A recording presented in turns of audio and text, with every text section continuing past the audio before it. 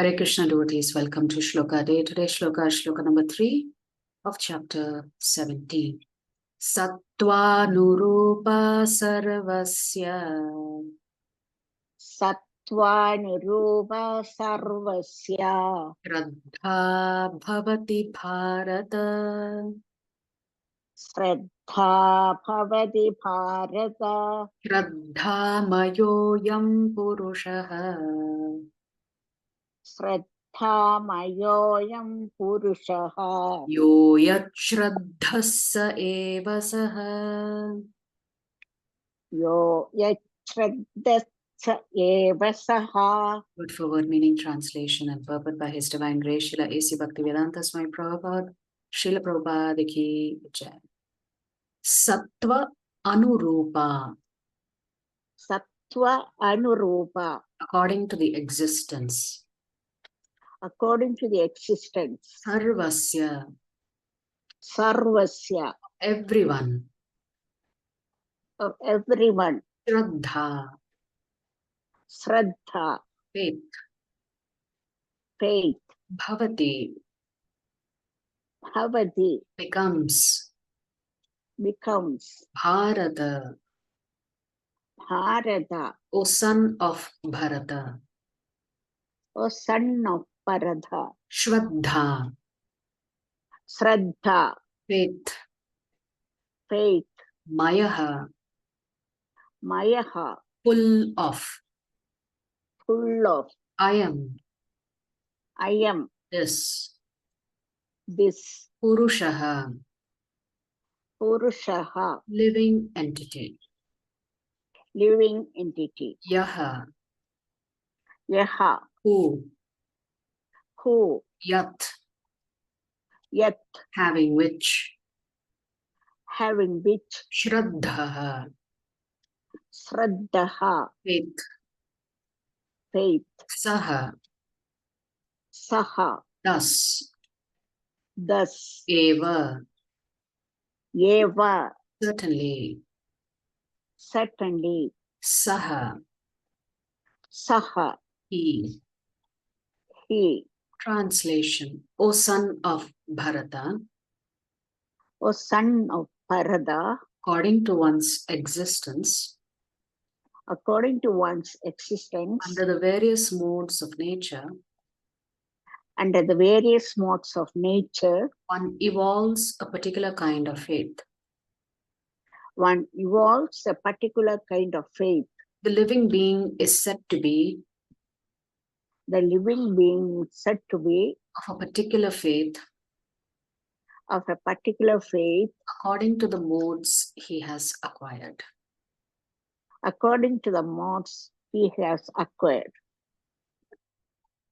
So Prabhupada is writing in the purport here, everyone has a particular type of faith, regardless of what he is. But his faith is considered good, passionate, or ignorant, according to the nature he has acquired. Thus, according to his particular type of faith, one associates with certain persons. Now, the real fact is that every living being, as is stated in the 15th chapter, is originally a fragmental part and parcel of the Supreme Lord. Therefore, one is originally transcendental to all the modes of material nature. So Prabhupada is explaining that because we are all parts and parcels of the Supreme Lord, in our original state, we are actually spiritual in nature, transcendental. But when one forgets his relationship with the Supreme Personality of Godhead and comes into contact with the material nature in conditioned life, he generates his own position by association with the different varieties of material nature. So once the Jivatma comes in contact with Prakriti in the form of these three gunas, then you slowly start forgetting who you are. Your original state is forgotten.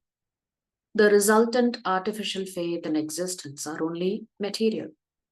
Although one may be conducted by some impression or some conception of life, originally he is nirguna. Nirguna means not without qualities. It just means nirguna means you're not material, you have transcendental qualities. Therefore, one has to become cleansed of the material contamination that he has acquired in order to regain his relationship with the Supreme Lord. That is the only path back without fear. Krishna consciousness. If one is situated in Krishna consciousness, then that path is guaranteed for his elevation to the perfectional stage. If one does not take to this path of self-realization, then he is surely to be conducted by the influence of the modes of nature. So if we don't make a determined effort to discover who we are and to discover who the Supreme Lord is, then we will forever be under the control of Maya Devi. But if we begin that journey, then slowly we can get out from the shackles of the three gunas. The word Shraddha or faith is very significant in this word. Shraddha or faith originally comes out of the mode of goodness. One's faith may be in a demigod or some created god or some mental concoction. One's strong faith is supposed to be productive of works of material goodness. But in material conditional life, no works are completely purified. They are mixed. They are not in pure goodness. Pure goodness is transcendental. In purified goodness, one can understand the real nature of the Supreme Personality of Godhead. As long as one's faith is not completely in purified goodness, the faith is subject to contamination, but by any of the modes of material nature. The contaminated modes of material nature expand to the heart. Therefore, according to the position of the heart in contact with a particular mode of material nature, one's faith is established. So, your faith determines the kind of qualities that you exhibit. Your qualities determine the type of activities that you engage in, and your activities determine the condition of your consciousness or your heart, as Prabhupada is explaining here. If his heart is in the mode of passion, his faith is also in the mode of passion. Of course, that means if your heart is in the mode of goodness, your faith is in the mode of goodness. And if his heart is in the mode of darkness, illusion, his faith is also thus contaminated. Thus, we find different types of faith in this world, and there are different types of religions due to different types of faith. The real principle of religious faith is situated in the mode of pure goodness. But because the heart is tainted, we find different types of religious principles. Thus, according to different types of faith, there are different kinds of worship. So here Chaitanya Charan Prabhu writes that during our life, we constantly make choices. Even when we know that our choices are consequential, we may not realize how consequential they are. Why? Because we consider only the external consequences of our action and not their internal consequences, which is a very important statement for us to understand. Every time we make a choice in life, we only see the external results of it. We don't understand that the choices that we make are also impacting us internally. How is it impacting us internally? It's determining the level of your consciousness. We may think of our choices like choosing a particular turn at an intersection while driving, but our choices are more like choosing the structure and design of the house in which we are going to live. So every choice that we make determines the strength of the house in which we are living, right? The strength of your house is your physical body, which includes your subtle body, which is the mind. So every choice we make, we are constructing our house. It's not just a simple matter of, oh, I just chose a particular colored dress to buy. Everything makes a difference. Not to overthink it, but definitely the significant choices that you make in your life impacts the kind of house that you live in, the house that you're constructing. These choices determine whether our house will be sturdy or flimsy. Our choices don't just shape where we go externally, they also shape who we become internally. They determine the structure and strength of our inner house. Our inner house is made primarily of our subtle body, which can be referred to in shorthand as our mind. So we are essentially souls who are occupying homes made of our minds and our bodies. We often carefully choose the kind of food we eat, knowing it will shape our physical body. But we don't carefully choose the kind of thoughts we entertain, the kind of desires we enjoy, and the kind of intentions we cultivate. We forget that these inner choices will shape our mind. So, externally, we tend to focus on what is visible to us. Internally, we are not that focused on our mind because your mind impacts your consciousness. And we make all these choices based on our faith.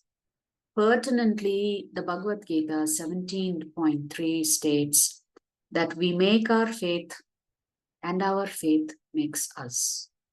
And thus we make our fate. So your faith determines your fate. Your spiritual fate is determined by the faith that you practice. By making wise choices, we make ourselves wise. By making firm choices, we make ourselves firm. By making spiritual choices, we make ourselves spiritual. When we thus understand how consequential our choices are, irrespective of whether they have external visible consequences or not, we become more judicious about choosing the components that build our inner home, our thoughts, desires, intentions, actions, essentially our faith.